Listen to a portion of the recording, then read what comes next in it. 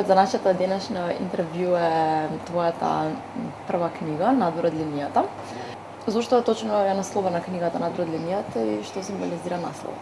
Заедно со Гоце Смилевски, нашиот писател, кој што го има напишано предговорот во книгата, и мојот издавач Јане Чаловски, респективниот уметник, и неговиот татко Тодор Чаловски, кои што се собственици на издавачката куќа Галекул, со која што практично конкуриравме во Министерството за култура и го добивме овој проект.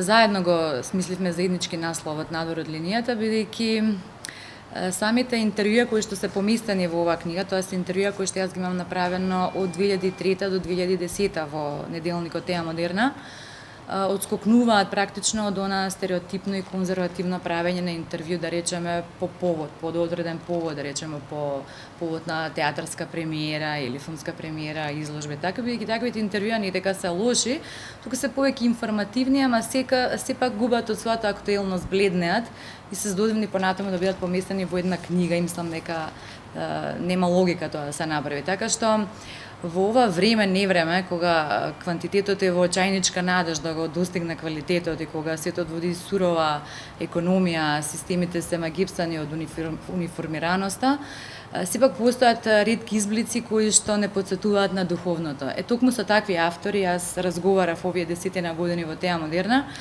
и сега од технички причини се разбира дека ја не можам сите да ги поместам, инаку ќе требаше да извадиме 3 тома од книгата, бидејќи имам веројатно преку 2000 интервјуа направено. Но се обидов да ги извадам, не одев по имиња, туку одев по приказните. Да речеме, со сите се звучни респектибилни уметници кои што се познати надвор од Македонија и во регионот, кои што се во оваа книга.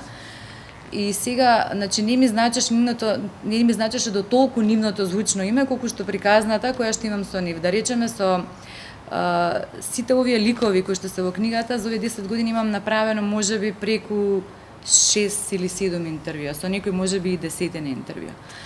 И во некои од тие интервјуа имам такви вонвременски приказни правени, значи кои што се пофилозофски, повоопштени, каде што се гледа, каде што искристализиран критичкиот став на уметникот за одредена тема за која што зборуваме, да речеме, со господинот Слободан Унковски, зборувавме потикнати од неговото име за поимот слобода. Што представува поимот слобода за него? И преку тие интервјуа, не знам, со Ацо Поповски зборувавме за Скопје. Со Дејан Лилич зборувавме за неверство и за љубов. Со Милчо Манчевски за вечните вистини.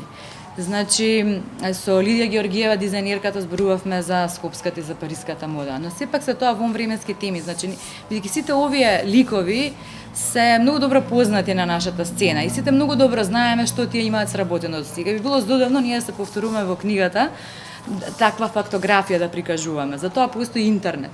Но во оваа книга се откриваат нивните човечки доблести, мани, размисли, критички ставови за одредени теми. И баш заради тоа се вика "Надвор од линијата", и баш заради тоа овие интервјуа одскокнуваат и се претвораат некако спонтано и природно во куси литерарни творби. За кога е намената книгата, односно кому би му користела оваа книга? Првенствено за сите сладокусци на убавиот збор. Тоа е сосема нормално и логично. А понатаму искрено се надевам дека оваа книга би можела да им послужи, да речеме, на идните генерации новинари кои што студираат журналистика и комуникација, и на оние новинари, идни новинари, да речеме, кои што би сакале да пишуваат или да работат седно за културата, тогаш ова би им послужило баш како стручна литература, бидејќи преку оваа книга може многу лесно да се детектира уметничкиот светоглед за овие 10 години. Баш заради тоа ја објави, бидејќи оваа книга можеби е од Ивана Тасев, но оваа книга не е за Ивана Тасев. Оваа книга е за нашата креативна уметничка сцена, преку која што може да се доживеат и да се видат варијабилите на уметничката сцена кај нас. Така што еден своевиден уметнички тестамент, буквално еден доказ дека кај нас постои или постоела тие 10 години една потентна и плодна сцена. Каква е според вас ситуацијата со новинарството во сферата на културата? Не знам дали сум ја вистинскиот човек, нели, да дадам критички осврт за ова, но можам да имам лично гледиште како новинар, бидејќи сум и по вокација и по професија новинар, учев школа да видам тоа. Така што имам чувство дека во земјава не само за новинарство и за други професии, некако ги сваќаат повеќе на ниво на хоби. И имам чувство дека некои луѓе сакаат да станат новинари, особено на телевизиите, бидејќи таму го гледаат по големиот притизик за да го покажат својот лик, бидејќи во печатениот медиум некако многу полесно може да се открие неписменоста на еден so-called новинар, самонаречен новинар, така што имам чувство дека се повеќе и повеќе млади ликови сакаат и се доживуваат себе си, се самонарекуваат како новинари на телевизија, затоа што имаат желба да бидат видени, да бидат препознаени, а при тоа го занемаруваат вистинскиот момент дека новинарството е многу сериозна професија и многу одговорна професија, бидејќи си директно изложена јавноста, секој збор што ќе го кажеш, некој може да ти го земе за сериозно, а таквите луѓе имам чувство дека немаат доволно чувство на одговорност.